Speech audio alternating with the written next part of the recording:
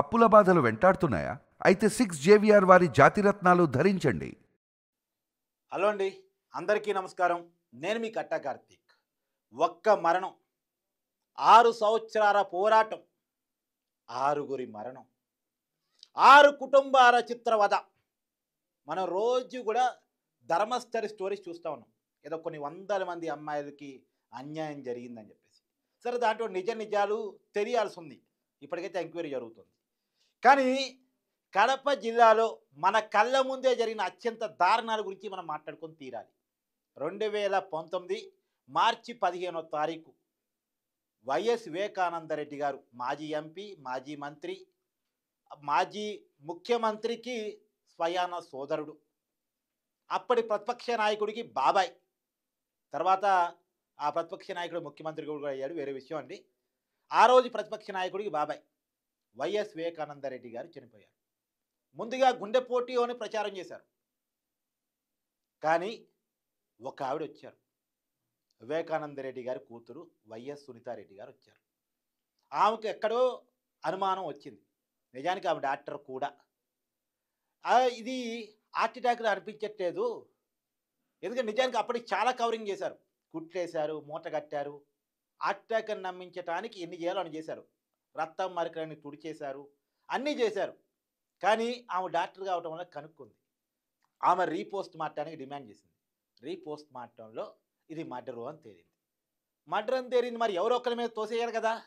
ఆ రోజుకి జగన్మోహన్ రెడ్డి గారి కుటుంబం చంద్రబాబు మీద తోసేసింది. ఆనాడు టీడీపీ ప్రభుత్వం అధికారంలో ఉండటం వల్ల వైసీపీ శ్రేణులు, ప్రజలు అదే నమ్మారు. నిజంగానే రాజశేఖర రెడ్డి కుటుంబం అంటే చంద్రబాబు నాయుడికి పడదు కాబట్టి ఇది చేపించుంటారు పాపం జగను అని అందరూ అనుకున్నారు. అది జగన్మోహన్ రెడ్డికి సానుభూతిలో పనిచేసింది. ఈవెన్ వైఎస్ సునీతారెడ్డి గారు కూడా నమ్మారు. ఎందుకంటే సొంత అన్నలు చంపుతారని ఎవరు అనుకోరుగా. ప్రతిపక్షాలు చంపుంటాయి, మమ్మల్ని వ్యతిరేకించే శత్రులు చంపుంటాయని ఎవరైనా భావిస్తారుగా. ఆ రోజు కుటుంబం అదే నమ్మింది, ప్రజలు అదే నమ్మారు. అది సానుభూతిగా జగన్మోహన్ రెడ్డికి పనికొచ్చింది. 2019లో జరిగినటువంటి అసెంబ్లీ ఎన్నికల్లో జగన్మోహన్ రెడ్డి గెలవటానికి ఉన్న కారణాలు ఇది కూడా ఒకటి అయిపోయింది. నిజానికి రాజకీయంగా ఇది ఎంత కీలకమైన అంశం అంటే, 2019 ఎన్నికల్లో జగన్మోహన్ రెడ్డికి కలిసి వచ్చిన ఇదే అంశం 2024లో ఇదే అంశం జగన్మోహన్ రెడ్డికి నెగిటివ్ అయింది. ఎలా అయిందంటే, ఆ రోజు ప్రతిపక్షంలో ఉన్నప్పుడు జగన్మోహన్ రెడ్డి గారు ఈ మర్డర్ కేసుని సిబిఐతో ఎంక్వైరీ చేపిస్తాను నేను అధికారంలోకి వచ్చిన తర్వాత అని చెప్పారు. అనుకున్నట్టే జగన్మోహన్ రెడ్డి గారు అధికారంలోకి వచ్చారు. వైఎస్ సునీత గారు, అన్నా మనం సిబిఐతో ఎంక్వైరీ చేపిస్తామని అనుకున్నాం కదా, మరి సిబిఐని డిమాండ్ చేయండి, సిబిఐకి లెటర్ రాయండి, కేంద్రానికి లెటర్ రాయండి అని అడగటానికి వెళితేనంట, అమ్మ ఇక జరిగింది జరిగిపోయింది, కాముగా ఉండు, ఇప్పుడు సిబిఐ ఏపిస్తే వైఎస్ అవినాష్ రెడ్డి పార్టీ మారిపోతాడు, బీజేపీలోకి వెళ్ళిపోతాడు అని సునీత గారికి జగన్ గారు చెప్పారంట. అప్పుడు ఆమెకేం అర్థం కాలే. మా నాన్న హత్య కేసులో నిందితుడిని వెతకమంటే, దోషుల్ని వెతకమంటే, సిబిఐ ఎంక్వైరీ చేయించమంటే అవినాష్ రెడ్డి పార్టీ మారటం ఏంటి? అసలు ఈ సిబిఐ ఎంక్వైరీకి అవినాష్ రెడ్డి పార్టీ మారటానికి సంబంధం ఎక్కడుంది అని ఆమె ఆలోచిస్తే అప్పుడు ఆమెకు అర్థమైంది ఏంటంటే, మా నాన్నని వీళ్ళే ఏదో చేశారు, మా నాన్నని వీళ్ళే చంపేశారు అనేది అప్పుడు ఆమెకు అర్థమైంది. ఇప్పుడు ఇదంతా నేను ఎందుకు చెప్పుకొస్తున్నాను అంటే, ఆ కేసులో ఆమె న్యాయ పోరాటం చేయటం కోసం సిద్ధమై కోర్టుకు వెళ్ళి సిబిఐ ఎంక్వైరీ చేయించుకుంది. మరి ఆ సిబిఐ ఏమన్నా ఆమెకు న్యాయం చేయగలిగిందా అంటే, ఇప్పటికీ కొన్నేళ్లు గడుస్తున్నాయి. ఈరోజు సుప్రీంకోర్టులో సిబిఐ చెప్పింది ఈ కేసులో దర్యాప్తు ముగిసింది అని. ఈ కేసులో దర్యాప్తు ముగిసిందంట. ఇప్పుడు తాత్కాలికంగా వైఎస్ అవినాష్ రెడ్డి గారు సేఫ్ అయ్యారు. అదేందుకు మీకు అనుమానం రావచ్చు, వైఎస్ అవినాష్ రెడ్డి గారు వివేకానందరెడ్డి గారి హత్య కేసులో నిందితుడి కదా, అతనంటే సేఫ్ అయినట్టు అని. మీకు ఇక్కడే ఒక లాజిక్ చెప్తా. నిజానికి వైఎస్ సునీత దంపతులు సుప్రీంకోర్టులో ఒక పిటిషన్ దాఖలు చేశారు. వైఎస్ అవినాష్ రెడ్డి గారి ముందస్తు బెయిల్ క్యాన్సిల్ చేయండి. తెలంగాణ హైకోర్టు వైఎస్ అవినాష్ రెడ్డి గారికి ముందస్తు బెయిల్ ఇచ్చింది, ఆ ముందస్తు బెయిల్ని క్యాన్సిల్ చేయండి. ఎందుకంటే అతను బయట ఉండటం వల్ల కేసుని ఇన్ఫ్లుయెన్స్ చేస్తున్నాడు, కేసుని ముందుకు కదలకుండా చూస్తున్నాడు, పైగా పోరాటం చేస్తున్న మా మీదే ఫేక్ కేసులు పెట్టించాడు, సిబిఐ మాజీ అధికారి రామ్ సింగ్ మీద కేసులు పెట్టించాడు అని చెప్పేసి ఆమె న్యాయ పోరాటం చేస్తూ ఉంది. అయితే ఆ పిటిషన్కి ఇప్పుడు కూటమి ప్రభుత్వం అధికారంలోకి వచ్చిన తర్వాత కూటమి ప్రభుత్వం కూడా వైఎస్ సునీత గారిని వాదనని సమర్థిస్తూ అఫిడవిట్ దాఖలు చేసింది. అవును, వైఎస్ సునీత దంపతులు చెప్తుంది నిజమే, అతను బయట ఉంటే వల్ల కేసు ముందుకు కదలటం లేదు అని కూటమి ప్రభుత్వం, ఆంధ్రప్రదేశ్ ప్రభుత్వం అఫిడవిట్ దాఖలు చేసింది. అప్పుడు సుప్రీంకోర్టు సిబిఐని అడిగింది, కేసు ఏ దశలో ఉందో చెప్పండి అని. గత వాయిదా అప్పుడు అడిగింది. దానికి ఈరోజు సిబిఐ రిప్లై ఇస్తూ కేసు దర్యాప్తు ముగిసింది అని చెప్పింది. అంటే కేసు దర్యాప్తు ముగిసిన తర్వాత ఇక వైఎస్ అవినాష్ రెడ్డి ఇంప్లిమెంట్ చేసేదే ఉంటుంది, వైఎస్ అవినాష్ రెడ్డి కేసును ఆపేదే ఉంటుంది. కాబట్టి ఇప్పుడు వైఎస్ అవినాష్ రెడ్డికి వచ్చినటువంటి ముందస్తు బెయిల్ క్యాన్సిల్ కావడానికి స్కోప్ తక్కువ, అవకాశం ఉండకపోవచ్చు. ఇప్పుడు వైఎస్ అవినాష్ రెడ్డి గారు దోష కాదా, ఇక సిబిఐ దర్యాప్తు తెలియని అంశాలు న్యాయవాదులు కోర్టులో వాదించిన మేరకు కోర్టు ఒక నిర్దేశానికి వస్తే కోర్టు తీర్పు ఇచ్చినప్పుడు తెలియాలి. అది ఎప్పుడు తెలియాలి అనేది ఎవరికి తెలియదు. కోర్టు ఎప్పటికీ ఒక నిర్ణయానికి వస్తుంది, కోర్టు తీర్పు ఎప్పుడు వస్తుంది అనేది ఎవరికి తెలియదు. ఇప్పటికీ ఈ కేసు 6 సంవత్సరాలుగా నడుస్తుంది. ఈ 6 సంవత్సరాల కాలంలో ఈ కేసులో కీలకమైన అనుమానితులు, సాక్షులు, నిందితులు 6 చనిపోయారు.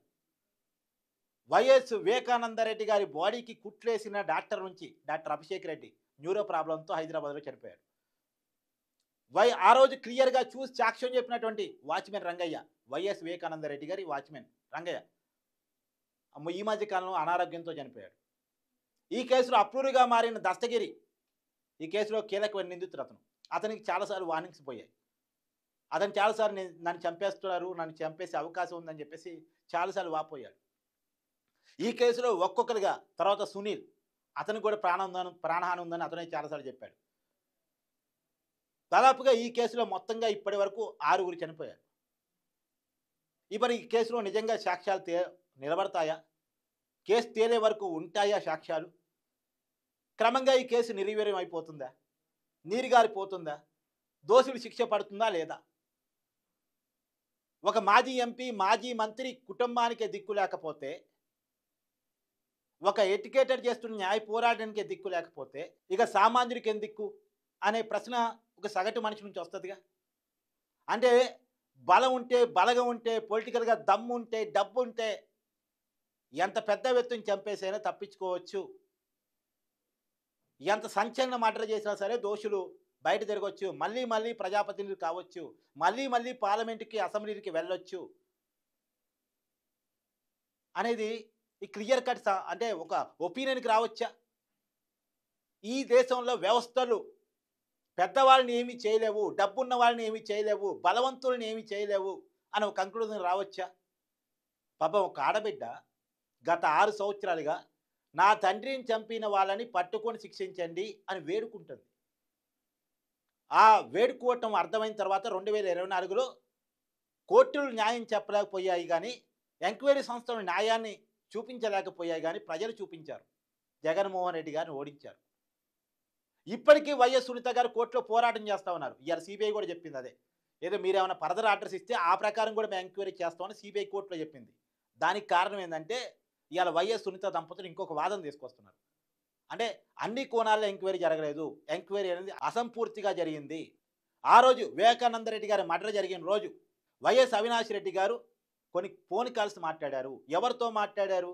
బయటకు వస్తున్న సమాచారం, ఆమెకున్న అనుమానం జగన్మోహన్ రెడ్డి గారితో మాట్లాడారు. మరి జగన్మోహన్ రెడ్డి గారు నిజానికి ఈ కేసులో నిందితుడు కాదు.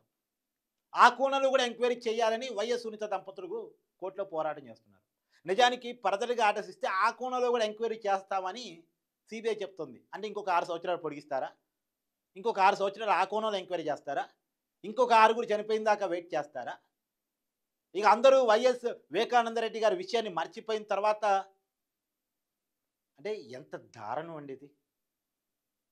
ఏది ఏమైనా తెలుగు రాష్ట్రంలో ఒక సంచలనమైన కేసుగా 2019లో జగన్ని గెలిపించిన కేసు, 2024లో జగన్ ఓడించిన కేసు, 6 కుటుంబాలను ఛిద్రం చేసిన కేసు, 6 చనిపోవటానికి కారణమైన కేసు, ఒక ఆడబిడ్డకి ఇంకా న్యాయం జరగని కేసు, సిబిఐకే మచ్చ తెచ్చిన కేసు.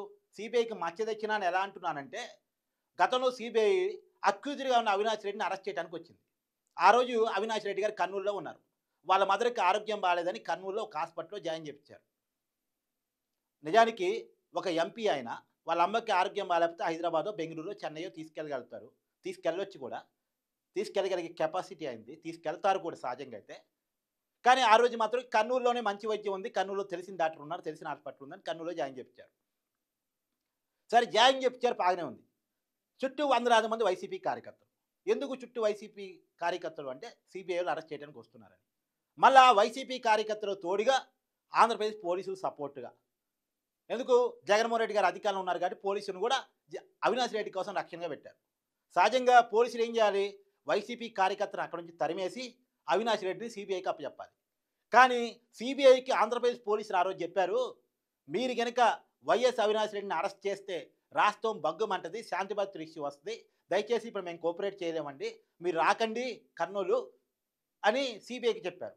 అంటే సిబిఐకి స్టేట్ పోలీస్ నో కోఆపరేట్ అని చెప్పేసింది, మేము కోఆపరేట్ చేయలేమని చెప్పేసింది. ఇప్పుడు సిబిఐ అధికారులు దేశంలో మొట్టమొదటిసారి, సిబిఐ చరిత్రలో మొట్టమొదటిసారి ఒక వ్యక్తిని అరెస్ట్ చేయలేక వెనక్కి వెళ్ళిపోయింది. ముఖ్యమంత్రిని అరెస్ట్ చేయగలిగిన సిబిఐ ఒక ఎంపీని అరెస్ట్ చేయలేక చేతగాక వెనక్కి వెళ్ళిపోయింది. ఇది సిబిఐ చరిత్రలోనే మచ్చ. నిజానికి వైఎస్ వివేకానందరెడ్డి గారి కేసుని కనుక తెలిస్తే అనేక కేస్ స్టడీలు మనకి బయటపడతాయి. నేను చాలా విషయాలు దీంట్లో చెప్పగలను, ఇప్పటికే నేను చాలా విషయాలు చెప్పానని అనుకుంటున్నాను. ఎంత దారుణమో! ఈ కేసు విషయంలో మీ అభిప్రాయాన్ని కూడా కామెంట్ చేయండి. ఒక ఆడబిడ్డకి ఎప్పుడు న్యాయం జరిగిద్ది? ఎందుకంటే వైఎస్ సునీత గారు పర్సనల్గా నాకు బాగా తెలిసిన వ్యక్తి. కరోనా సమయంలో ఒక డాక్టర్గా, నేను మీడియా ఛానల్లో పనిచేస్తున్న ఒక వ్యక్తిగా, మేడం గారి సహకారంతో చాలామందికి కరోనా సమయంలో తీసుకోవాల్సిన జాగ్రత్తలు ఏంటి, కరోనా సమయంలో ఎవరు ఎలాంటి పరిస్థితులు అయినప్పుడు ఏ రకమైనటువంటి వైద్యం అవసరం అనేటువంటి విషయాలు ఆమె ద్వారా సమాజానికి పంపించడం జరిగింది. కాబట్టి ఒక తండ్రిని కోల్పోయిన బిడ్డగా ఆమెకు న్యాయం జరగాలి, ఆమె తండ్రిని చంపిన వాళ్ళు ఎవరో తేలాలి, శిక్ష పడాలి అని కోరుకున్నటువంటి జర్నలిస్టులో నేను కూడా ఒక్కరిని. ఆమె వల్ల సమాజానికి మంచి జరిగినప్పుడు ఆమెకు కూడా మంచి జరగాలని సమాజంలో ఒకటిగా నేను కోరుకోవాలి కదా. సరే, నేనైతే కోరుకుంటున్నాను. మీ అభిప్రాయాన్ని కామెంట్ చేయండి. Thank you.